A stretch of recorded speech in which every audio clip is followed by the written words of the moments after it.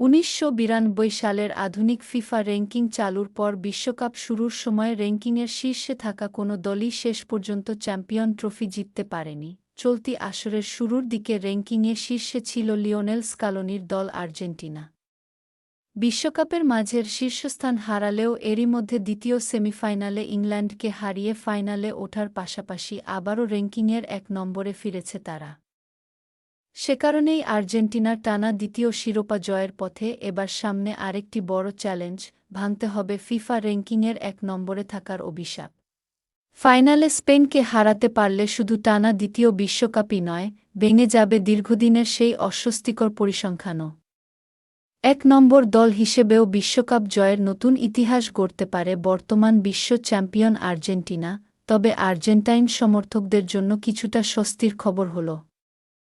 সর্বশেষ ২০২২ বিশ্বকাপে র্যাঙ্কিংয়ের শীর্ষে ছিল ব্রাজিল।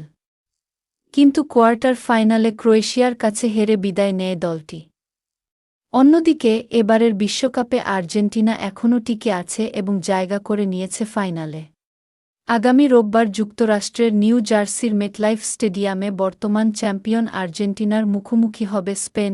এর আগে ১৯৯২ সালে ফিফা বিশ্ব র্যাঙ্কিং চালুর বিশ্বকাপে চ্যাম্পিয়ন জার্মানির র্যাঙ্কিং ছিল ৩। এরপর সর্বশেষ ২০২২ সালে চ্যাম্পিয়ন আর্জেন্টিনার র্যাঙ্কিং ছিল ৩। ২০১৮ সালে ফ্রান্সের ৭, ২০১৪ সালে জার্মানির ২ এবং ২০১০ সালে স্পেনেরও ২। এছাড়াও এবারের চলমান বিশ্বকাপে ফিফা র্যাঙ্কিংয়ের শীর্ষ ৪ দল হিসেবে সেমিফাইনালে খেলেছে আর্জেন্টিনা, ফ্রান্স, স্পেন ও ইংল্যান্ড, যা ফুটবল বিশ্বকাপের ইতিহাসে প্রথম ঘটনা।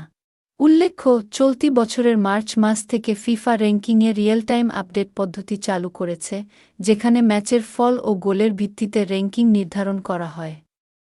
সে কারণে এবার বেশ কয়েকবার র্যাঙ্কিংয়ের শীর্ষে থাকা দলগুলোর অবস্থান বদলেছে।